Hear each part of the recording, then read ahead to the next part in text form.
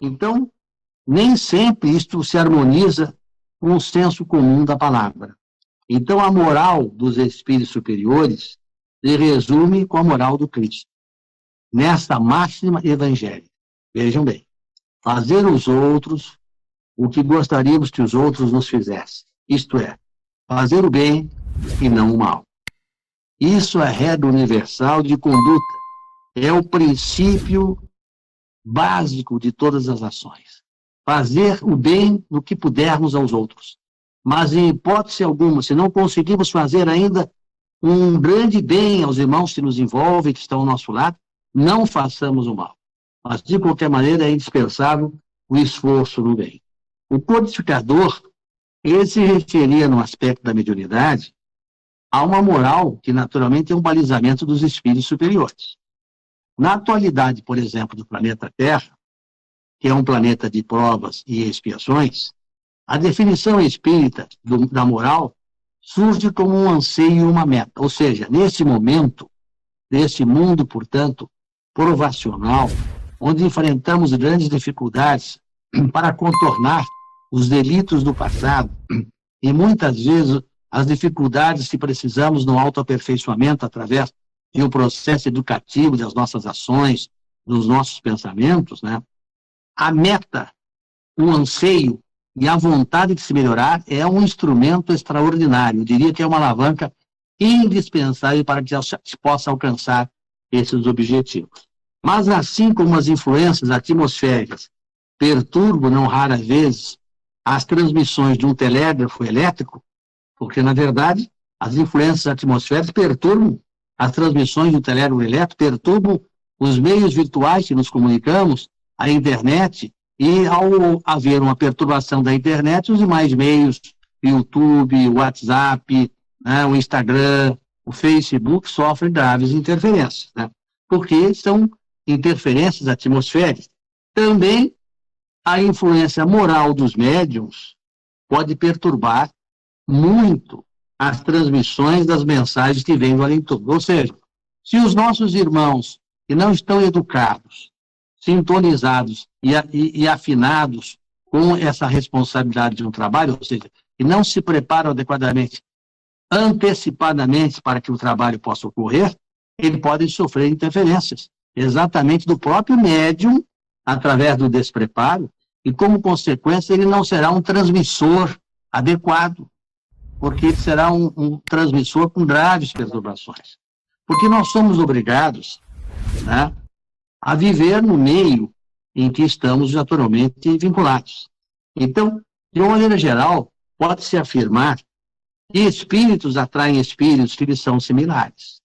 E que raramente entidades de players elevadas se comunicam por aparelhos mal condutores, quando têm à mão bons aparelhos mediúnicos, isto é, grande dispõe de bons medianeiros, quando dispõe, né? Então, veja bem, então, é natural que os espíritos, no desejo também, como todos nós temos, de contribuir, de trazer os seus conhecimentos, de auxiliar como benfeitores espirituais neste momento da transição planetária, de trazer mensagens elevadas, de convidar os irmãos para o esclarecimento, para, naturalmente, vencer o seu próprio eu espiritual, eles precisam, naturalmente, sentir a vibração dos médiuns, a vontade dos médiuns, o objetivo do médium de tentar fazer de uma comunicação o melhor que ele possa. E para que isso possa ocorrer, ele tem que elevar a sua sintonia mental, ele tem que procurar afinidade com as coisas boas, porque como é que um espírito elevado vai vir apenas para se comunicar alguns minutos ou algumas horas com alguém que durante o dia passa o dia inteiro praticando mal e com conversas naturalmente desabonadoras, conversas que não são em nada contributivas. Um espírito perturbado vai trazer o que naquele ambiente? Dificuldade para que os ceareiros educados possam aproveitar a educação do próprio médium. já que ele se torna deseducado. Então, a moral do médium afeta o processo de pensamento dos espíritos no momento especificamente do transe mediúnico, ou mesmo na transmissão do pensamento por meio da intuição. Então, veja bem, a mediunidade intuitiva, ela é nata de todos os espíritos. Ela será, sem sombra de dúvidas, adiante no mundo da regeneração, a mediunidade natural, porque a mediunidade ela é concedida por misericórdia divina, a psicografia, a psicofonia, a vidência, como uma oportunidade para se fazer o bem. E geralmente ela é concedida para espíritos endividados, que têm a oportunidade de aproveitar essa nobre permissão de Jesus, na misericórdia divina, para obrar o bem. No futuro, quando todos nós estivermos sintonizados e afinados com a prática salutar do amor, nós teremos, do ponto de vista nato, do ponto de vista da conquista do próprio espírito, da intuição. E todos têm de uma forma latente e não o têm mais porque não o desenvolvem. Há uma acomodação dos nossos companheiros, até mesmo da doutrina espírita. Eles dizem assim, eu não tenho mediunidade, mas também nunca exercitam. Se algum companheiro bem desejoso do bem, que estude a doutrina, pegasse todos os dias uma folha de papel e um lápis, e começasse numa hora certa, antes fazendo uma oração, cerca de 1 hora, tentando escrever num papel, de início ele não vai escrever nada. Depois ele vai começar a escrever as suas próprias ideias. Mais tarde ele vai compreender que as suas ideias já estão misturadas com outras ideias e não são suas. Até que, de repente, ele começa a escrever aquilo que ele nem sabe que está escrevendo, porque começa a sair ao natural. Isto aí o que é? Educação, disciplina, vontade de obter uma meta, de alcançar um objetivo. Agora, não é assim, eu fiquei 10 sessões, não consegui nada e desisti. Isto é o que acontece, na maior parte das vezes, com aqueles irmãos que desistem de uma tarefa e, afinal, tem que ser merecedora pelo esforço, pelo trabalho de cada um. A não ser as grandes mediunidades missionárias que venham ao natural, ou pela velhice dos espíritos, que em determinado momento surge e, evidentemente, transforma a vida do próprio médium. Mas isso não impede que o médium se prepare. Nós temos exemplos aí de médiums, especialmente no campo daquela mediunidade que faz a cirurgia, que realiza as cirurgias, muitos deles que são médiuns notáveis, porém com uma sintonia e uma afinidade espiritual, deixando muitos problemas, causando muitos malefícios também, nos quais, evidentemente, acabarão por se responsabilizar. Então, o processo de pensamento dos espíritos, naturalmente, está interligado à moral do médium e à sua afinidade. Porque na hora do transe mediúnico, né, que vai ser transmitido o pensamento, e o livro dos médiuns explica bem como isso se faz, como que a entidade se aproxima do médium e começa naturalmente a conduzir o seu pensamento através dos recursos mentais do médium disciplinado, preparado e adequado. Então, é indispensável a confiabilidade dos espíritos em relação aos médios. Quer dizer, os espíritos chegam a um determinado momento, por conviver com os médios, e passam a confiar neles, porque sabem que ao longo do tempo eles se dispuseram ao trabalho do bem, mesmo enfrentando fragilidades suas, mesmo enfrentando, às vezes, momentos com dificuldades físicas, acabaram se dedicando e sabem do esforço e da contribuição extraordinária que eles podem dar, mesmo nos momentos mais difíceis. E isto é muito importante, porque o médium acaba confiando, ou melhor, o médium confia no espírito, e o espírito passa a confiar no médium. É uma bilateralidade de intenções. Assim, a prática mediúnica estável, quer dizer, aquela que não é instável, é estável, e equilibrada de um médium, é resultado do seu esforço para um ajuste psíquico entre o que aprende em termos de conhecimento e da realidade da vida espiritual, mas da possibilidade de aplicar esses conhecimentos nas ocorrências de sua vida. Ou seja, se você fala no bem, se você fala no amor, se você fala na caridade, se você traz a mensagem dos espíritos, você vai acabar verificando com o tempo, e este também, a par do que você informa com conhecimento, o seu próprio espírito também é informado. E a partir daí você tem que escolher. Não pode ser só um teórico, tem que usar a prática. Você tem que, aquilo que conhece, trazer para o seu cotidiano, aplicá-lo de uma forma que você viva também os ensinamentos dos espíritos superiores. É dessa forma, na verdade, que é possível conduzir o aspecto psíquico do médium, se adaptando e sendo o mais autêntico possível à manifestação dos espíritos.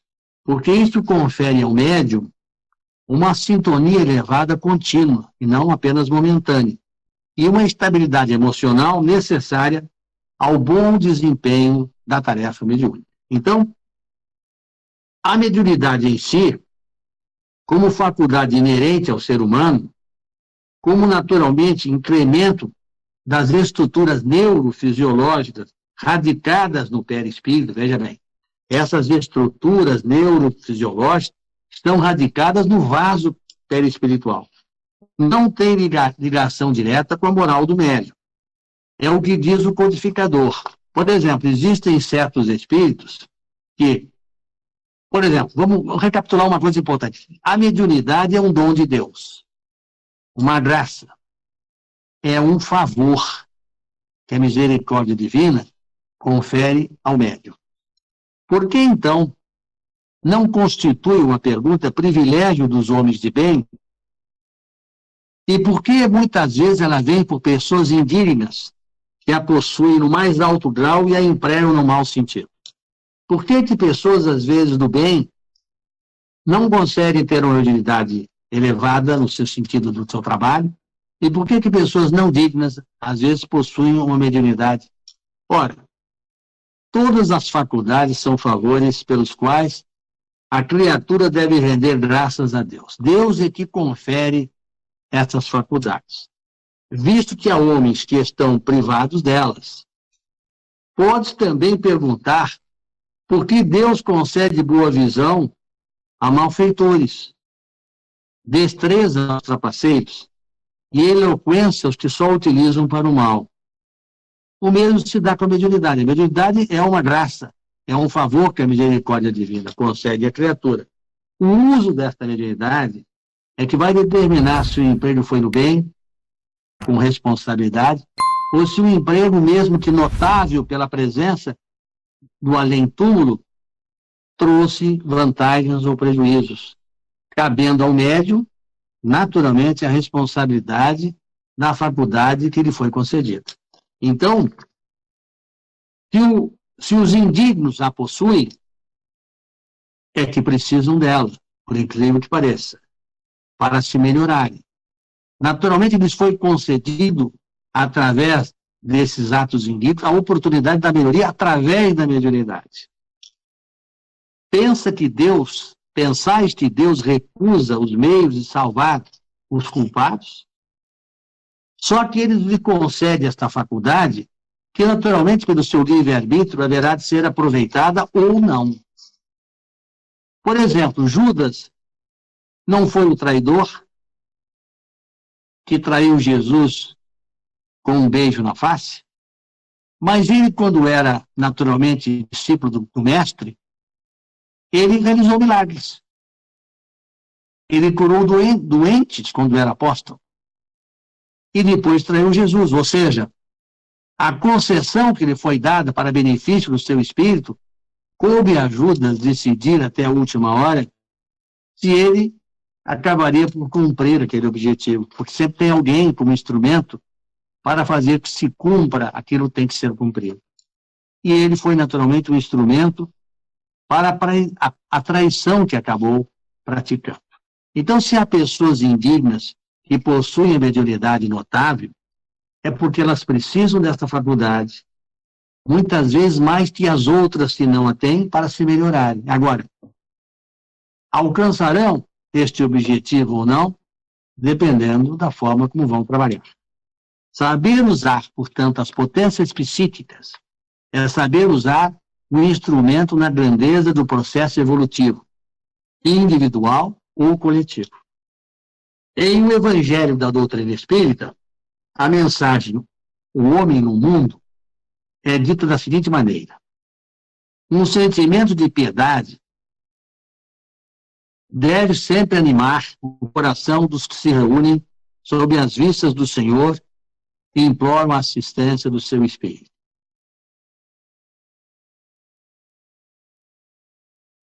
Purificai os vossos corações, não deixeis que nele se aloje qualquer pensamento fútil. O primeiro passo para fazer isto, e que o médium tem que ter consciência, é principalmente ascender num aspecto espiritual chamado piedade. Piedade com seus companheiros, piedade com os sofredores, piedade com os obsessores que no momento causam grandes males, mas que são irmãos como nós, que um dia alcançarão a melhoria.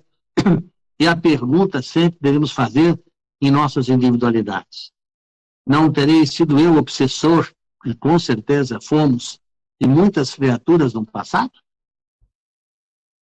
E o médium, ele não pode se isolar como se fosse um silício. O médium tem que viver na sociedade. A mediunidade consciente e responsável coloca a criatura no meio que ele precisa viver para praticar o bem, e não através do isolamento. Então, o médium deve viver em sociedade e deve obedecer a alguns princípios que nós vamos citar aqui. Primeiro, deve ter, à custa de seus esforços pessoais, o seu trabalho. O médium não pode viver e não deve viver às expensas do trabalho mediúnico. Ele pode cultivar o trabalho mediúnico, mas ter a sua tarefa pessoal, reencarnatória, que é o exercício, seja ele qual for, por mais simples que seja, a fim de que ele possa obter os proventos, naturalmente, do seu trabalho. Não viver da caridade. A caridade é uma concessão que o Espírito, quando engrandece, proporciona a seus companheiros e se engalana através de todos esses atos. Mas é indispensável trabalhar. Segundo, cumprir os deveres familiares que assumem encarnar. E aí nós nos referimos, por exemplo, principalmente aos deveres com os filhos. Pais precisam garantir o acolhimento, precisam garantir as roupas, precisam garantir o alimento, precisam garantir, dentro do possível, o estudo, a fim de que as criaturas, conhecendo, possam se elevar dentro da sociedade. Então, esse compromisso é um compromisso muito avaliado do outro lado da vida. Ou seja, que fizesses com aqueles que te confiei sob a guarda. É sempre uma manifestação do Mestre Jesus, que merece o respeito, que merece a consideração. Né? E o terceiro, receber as dificuldades da jornada com resignação e submissão à vontade divina. Muitas vezes há percalços nas nossas vidas. Alguns têm recursos em grande escala durante algum tempo e perdem em determinado momento, tendo que conviver mais com a pobreza, mais com a simplicidade, e continuar lutando, porque as provas existem para que possamos vencê-las. E não simplesmente, quando vem a prova, eu me entrego. Aí eu desisto de viver, porque o Senhor me deu uma prova mais pesada. Nunca nenhuma prova é mais pesada do que os homens podem sustentar. E os percalços da vida, como perdas afetivas de entes amados, perdas financeiras, dificuldades motivadas pela ingratidão, como calúnia, difamação e tantas outras coisas, são provas duras, mas que faz com que nós entreguemos nas mãos de Deus. E entregar nas mãos de Deus, evitando a raiva, o ressentimento, a mágoa que causa dificuldades de relacionamento, é uma demonstração de resignação e submissão. Eu vou continuar lutando, mas com certeza vou entregar ao poder divino o auxílio necessário para vencer as minhas dificuldades. Outra também, lutar sempre sem desistir, pela vitória sobre todas as adversidades. As provas existem para serem vencidas pelo labor e pela persistência. O que nós não conseguimos vencer são expiações, como, por exemplo, a perda de membros, e hoje a misericórdia divina tem concedido, inclusive nesse caso, membros complementares. Membros, inclusive, até eletrônicos. Então, a perda dos braços, a perda das pernas, não hoje mais impede a criatura de andar e de realizar muitas funções. Mas, às vezes, por exemplo, a cegueira sem solução, né? A surdez sem solução, a visão, portanto, já falamos, são duras provas ao espírito, especialmente quando a criatura passou um período em que ouvia e passou um período em que enxergava. São provações difíceis, e só através do labor e da persistência nós temos notáveis exemplos que todos os dias aparecem na televisão, de criaturas, inclusive, que, perdendo determinadas funções, foram buscar recursos para suplantá-las.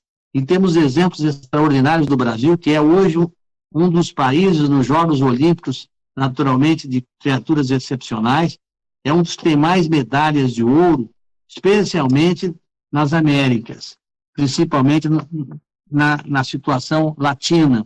Através de quê? Do esforço das criaturas, da vitória pela persistência, pelo labor, pela fé, e faz com que vençamos, por mais difíceis que possam ser os obstáculos. A outra, não se entregar ao silício, ou seja, eu estou sofrendo, então vou me entregar ao isolamento, não quero ver ninguém, vou viver como se fosse um ermitão. Não foi essa o destino do Pai de misericórdia. Nos colocou no mundo para não sermos omissos, nem estacionados, sem seguir no processo evolutivo. Ele nos colocou para crescermos, para trabalharmos, para vencermos provas, e nos momentos difíceis que ainda não conseguimos vencê-las, sermos resignados e submissos, porque essa é a chave indispensável para vencer todos os problemas. Quando nós nos resignamos e nos submetemos à vontade divina e oramos para que Ele nos ajude, nós conseguimos vencer as provas. Por isso que aquela mensagem evangélica diz que a fé remove montanhas, porque as pessoas ficam pensando no aspecto material, vou me dirigir uma montanha e vou dizer que remove daí, não tem propósito nenhum. O propósito espiritual disso é dizer assim, nós dizermos a nós mesmos, nas dificuldades que enfrentamos, que parecem serem irremovíveis, e nós temos força, nós temos coragem, nós temos fé, nós temos a disposição para remover todas as dificuldades que surgem aos nossos espíritos. E outra é ter empatia, ou seja, tratar os outros de uma forma como gostaríamos de ser tratados. Sermos, na verdade, simpático, agradável, porque isso é uma condição social indispensável. E, finalmente, ou quase finalmente, a humildade que conduz à caridade, porque fora da caridade não há salvação. E a benevolência com as imperfeições alheias, e, acima de tudo, o perdão das ofensas. Porque se nós não perdoarmos, como haveremos de ser perdoados? E outras coisas mais. Haverá um tema na próxima semana que é muito interessante a respeito do Mestre Jesus, que foi benevolente, mas que foi severo, uma severidade harmônica. E nós vamos mostrar quão importante é, às vezes, ser benevolente, mas equilibrado.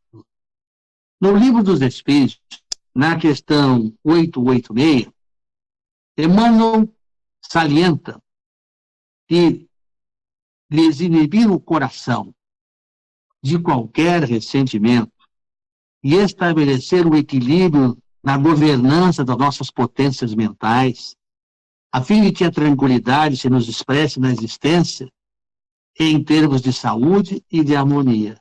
Então, o que quer dizer, Emmanuel, decifrando a questão 886 do Livro dos Espíritos? Que, se nós apagarmos no nosso coração ressentimentos, mágoas e determinadas inferioridades, para estabelecer o equilíbrio na governança das nossas potências mentais, porque através da mente é que nós conseguimos distribuir todas essas toxinas que invadem o vaso perispiritual, que lesam naturalmente determinadas regiões interligadas com os aspectos físicos, com as estruturas corpóreas do vaso somático, e naturalmente determinam doenças que nascem principalmente dos distúrbios mentais. do psiquismo abalado, e, evidentemente, produz, sem sombra de dúvida, as doenças que acabam ocorrendo. Então, o perdão exige operações profundas nas estruturas da consciência. Então, para perdoarmos, nós temos que desejar alcançar no íntimo de nossas consciências esta nobre tarefa de perdoar. E aí lembrar a mensagem evangélica do extraordinário Mestre Jesus, que diz: perdoa para seres perdoado, ama para seres amado. André Luiz diz algo muito importante nas suas coletâneas espirituais. Dizia: ninguém pode ensinar caminhos que não haja percorrido. Olha que expressão extraordinária. Ninguém pode ensinar caminhos que não haja percorrido. Como é que eu vou falar das dificuldades do espírito se eu não buscar, num pretérito de culpabilidade, as maneiras com que eu consegui, através da medicação, da misericórdia divina, da concessão de oportunidades reencarnatórias, indispensáveis para o brilhar da minha consciência, retirando naturalmente essas dívidas pesadas que afligiam o meu aspecto consciencial, se eu não conhecer o caminho que eu percorri. Como é que eu vou orientar alguém para ir para um local, até mesmo do ponto de vista físico, se eu não souber como é que se vai? E, de preferência, se eu já tenha ido, porque aí eu vou dizer: você vai, você para em tal lugar que é melhor a hospedagem, a melhor alimentação, e a melhor visibilidade em determinados locais de praia, no litoral, são mais bonitas, aproveite. Então, eu só posso fazer isto, ensinar caminhos que tenha sido percorrido. Nasce daí, portanto, tratando-se da mediunidade edificante, a necessidade da fixação de energias instrumentais no santuário mais alto da própria personalidade. Ou seja, é indispensável que, para que a mediunidade torne-se edificante, eu tenho que fixar nos instrumentos do meu santuário íntimo as energias indispensáveis para que eu possa, de alguma maneira, conduzir a minha personalidade. E isso é tão verdadeiro que Jesus disse que nem todo aquele que me diz Senhor, Senhor, entrará nos reinos dos céus, mas sim aquele que pratica a vontade de meu Pai. Então não adianta o indivíduo, às vezes, ser um pastor, ser, na verdade, um condutor espiritual, ser um trabalhador espírita, ser um preceiro, ser um médium. Fala no nome do Senhor com os lábios, mas não processa com o coração.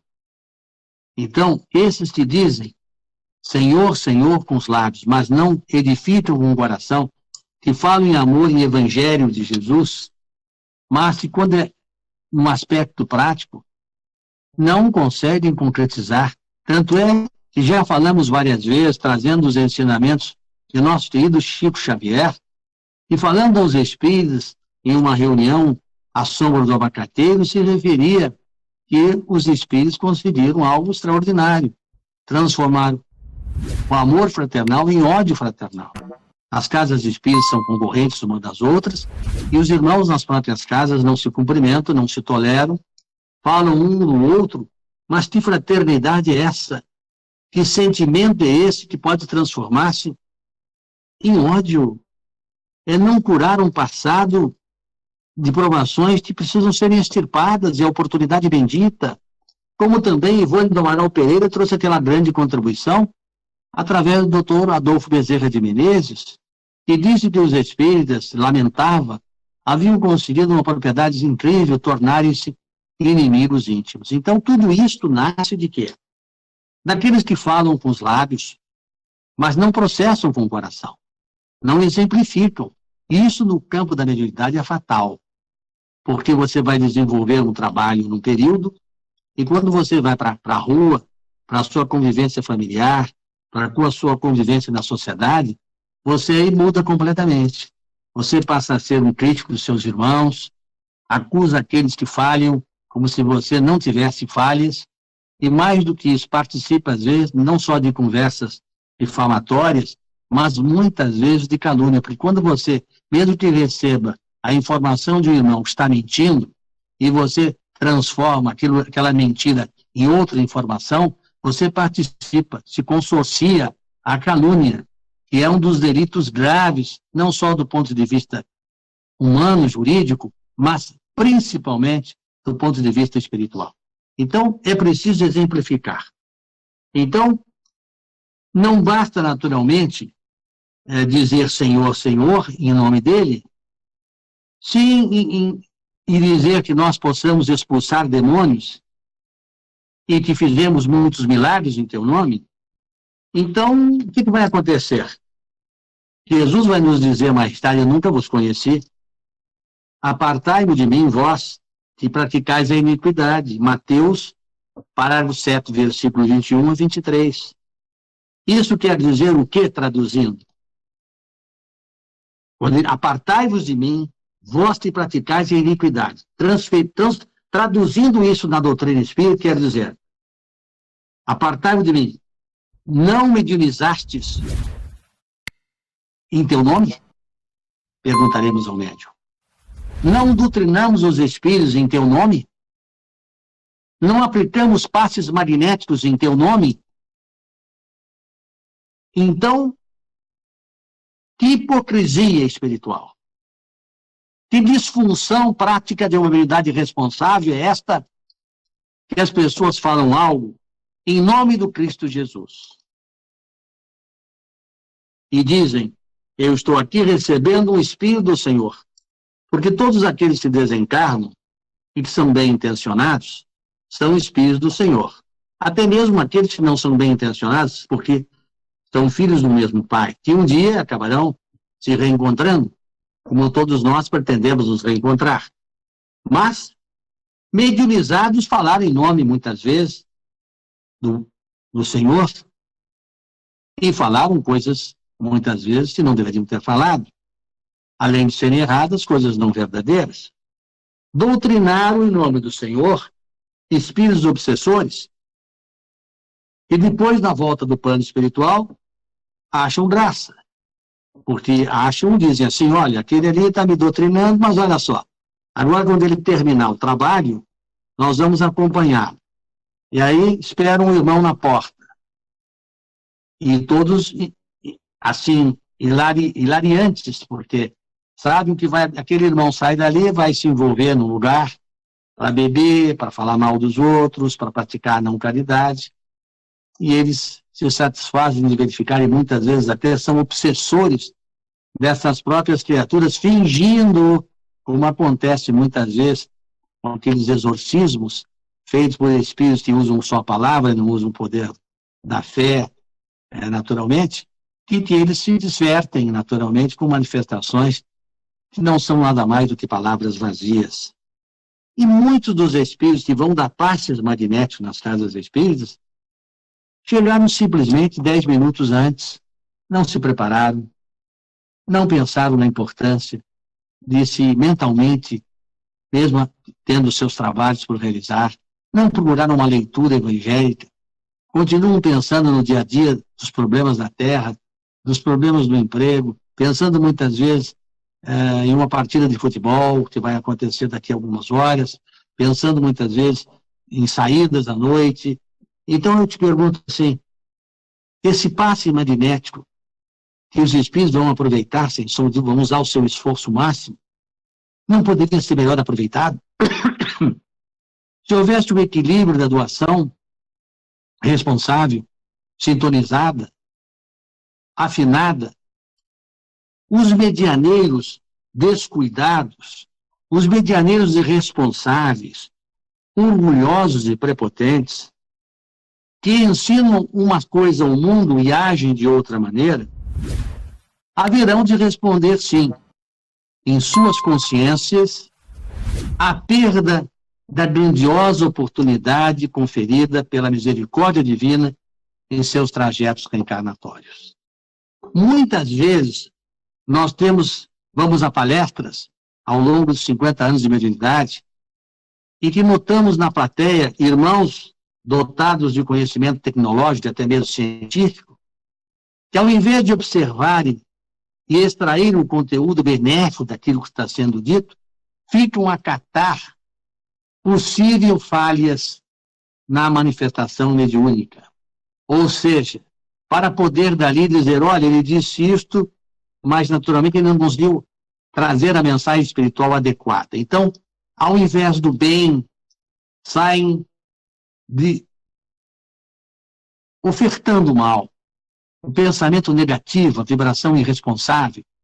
Eles haverão de responderem, sim, porque essas criaturas prepotentes e orgulhosas ainda não conheceram e a misericórdia divina lhes concedeu, às vezes, um trajeto de cursos superiores, lhe concedeu até mesmo, através da doutrina de espírito, grandiosas oportunidades, não conseguiram domar os seus espíritos. Continuam orgulhosos, continuam prepotentes e continuam se achando, na verdade, privilegiados na concessão da misericórdia divina. Então, a mediunidade precisa ser responsável, porque ela vai ter de responder a este dom que a misericórdia lhe concedeu, e quem cumpre a sua tarefa, procurando se melhorar cada dia, vai ser, naturalmente, obter um passaporte às esferas de luz. Depende de cada um o que fará com aquilo que recebe. Por isto que os Espíritos dizem, Ave, Senhor dos mundos, os nos concederdes em tua misericordiosa oportunidade o benefício espiritual praticado com amor. E os ceareiros do bem, aqueles que em teu nome operam, possam receber a misericórdia divina. Então, disto aí nós vamos englobar um aspecto muito importante, que é a educação no aspecto consciencial.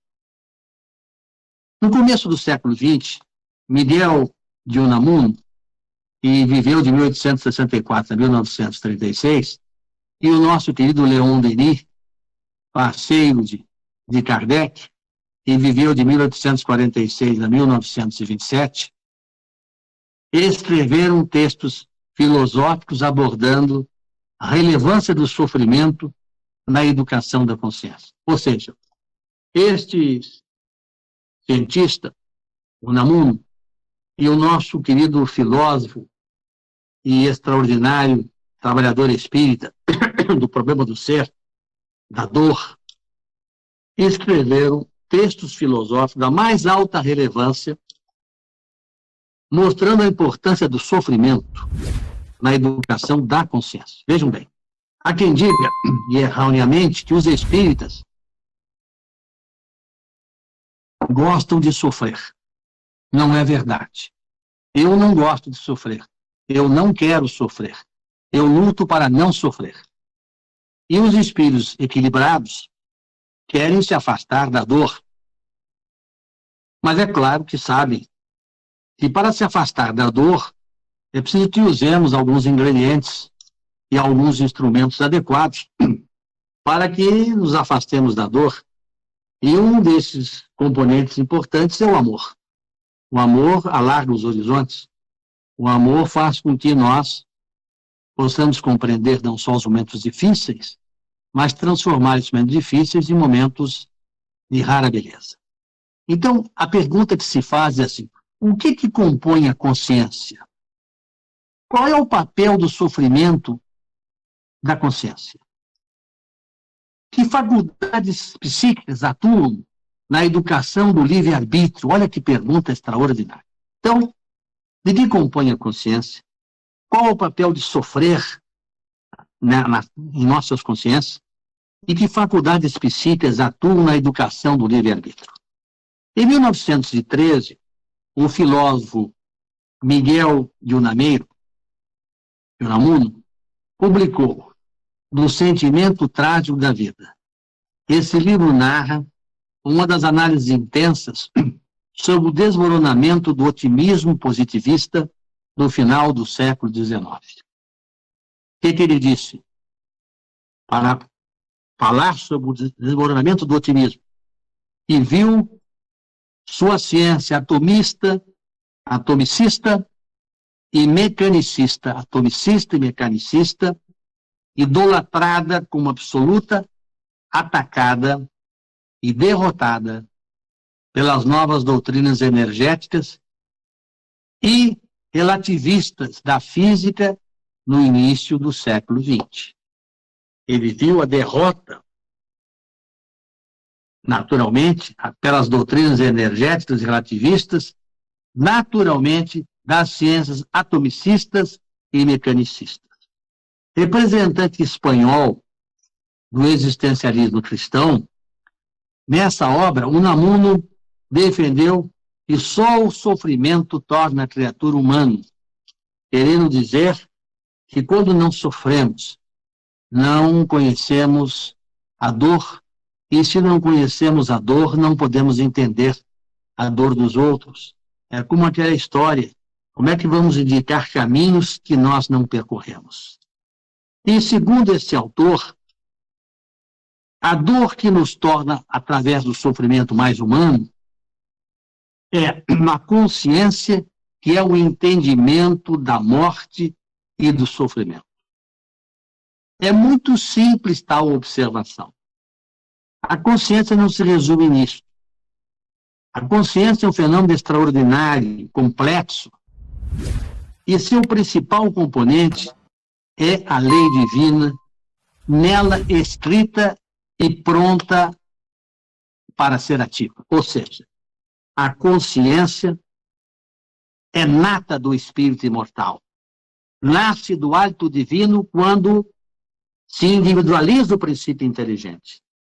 Ele haverá de desabrochar no momento adequado, quando compreendemos que esse fenômeno extraordinário consciencial grava uma lei poderosa, que é a lei divina, que é a lei do universo, que é a lei das mais extraordinárias energias, que é a lei que fala dos mundos imensos e extraordinários, e complexidades notáveis de mundos paralelos, de matéria de antimatéria, de antipróton, antinêutron, antielétrons e tantas outras unidades que desconhecemos, com tabelas periódicas completamente diferentes em número e em componentes que se unem, desconhecidos pela nossa ainda ignorância de seres ainda provacionais e expiatórios.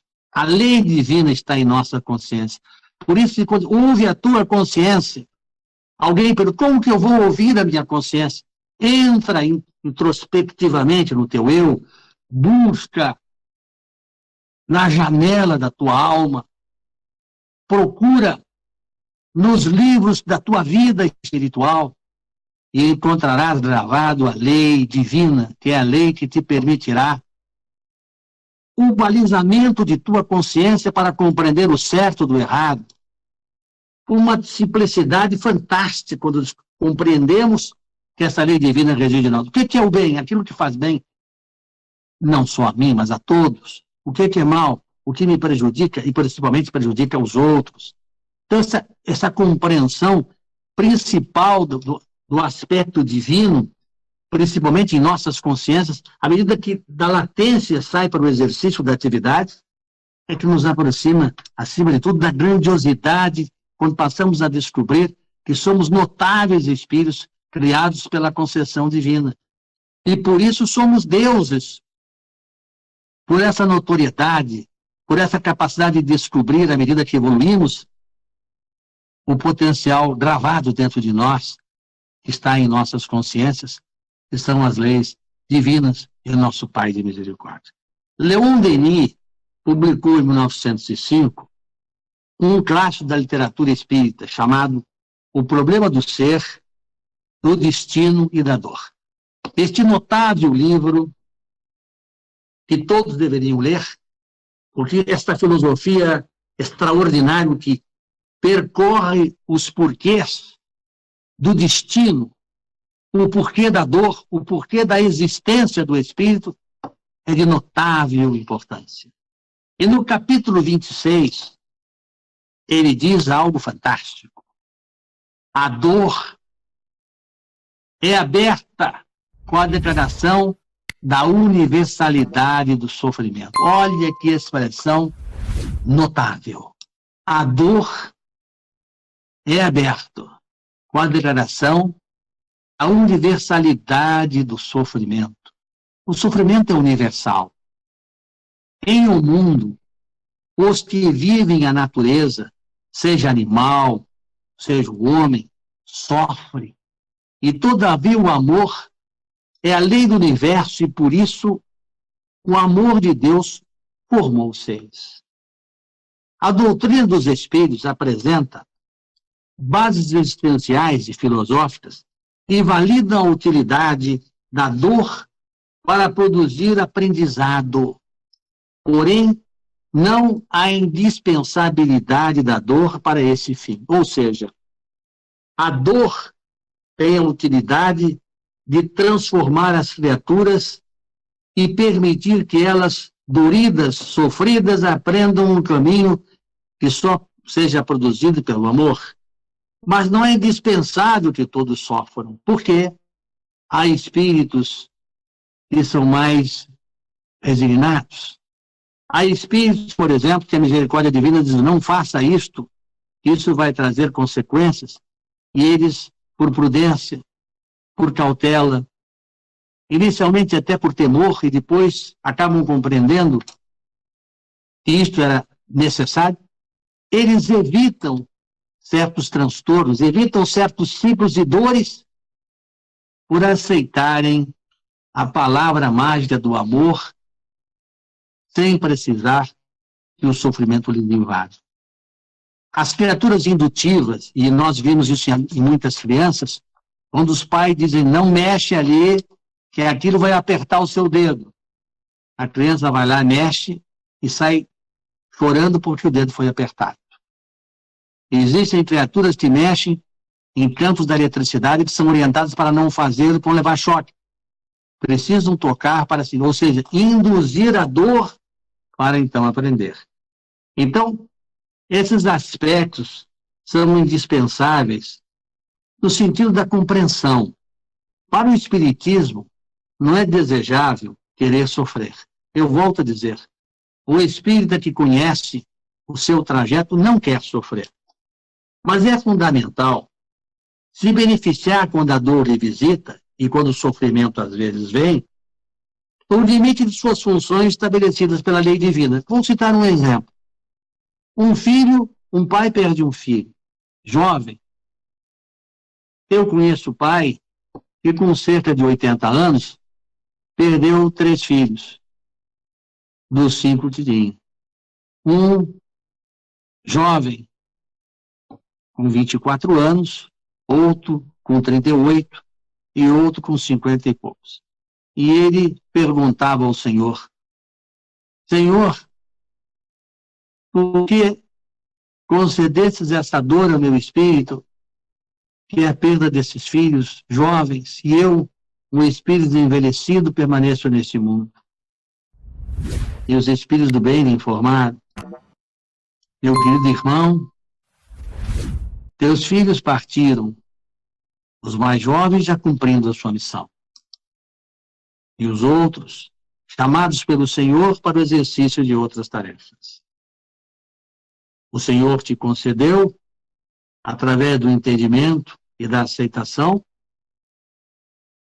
uma faculdade notável que Ele permite a seus filhos que resignados lhe aceitam.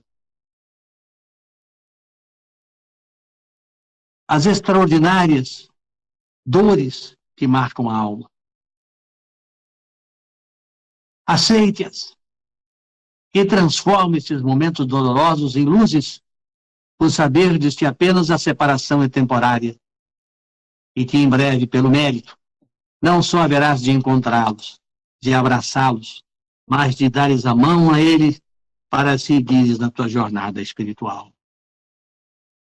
Este irmão passou a usar uma terapia todos os dias, que não havia chuva, ele caminhava pela manhã, das 8 da manhã até as 11, e à tarde, das 2 até as 5. Perambulava, olhava para o céu, via os pássaros, sentia o vento, verificava a cor das flores nas suas diversas estações, e a caminhada nutria o seu cérebro e nutria o seu espírito. Notável tarefa, resignada e submissa, mostrando acima de tudo que muitas vezes a dor é o início salutar não só do amor, mas das grandes transformações. Emmanuel, por exemplo, deixou-nos uma mensagem importante. Não vale a pena sofrer, mas é preciso aproveitar o sofrimento. Veja que expressão linda. Não vale a pena sofrer. Por que vai te candidatar a sofrer? Mas se ela vier, aproveita o sofrimento, transforma em bênçãos e luzes. Jesus de Nazaré, por quem melhor falou disso, ele deu-nos no contexto planetário, nos informando através do registro de João, no parágrafo 16 do versículo 33, e diz: no mundo tereis tribulações, atendendo a condição do mundo de expiações e prova em que viveis. Veja, ele disse, no mundo tereis tribulações, aludindo à condição do mundo de provas e expiações. Mas vejamos, ele não disse que no mundo só temos tribulações. Ele falou, tereis tribulações. Então, pois na terra usufruímos também da beleza da natureza, das experiências instrutivas e prazerosas, como o amor, com a paz, com o trabalho, a bênção do trabalho, a alegria, o estudo e tantas outras coisas que nos permitem, sim, dizer que a parte das tribulações necessárias, não há só tribulações.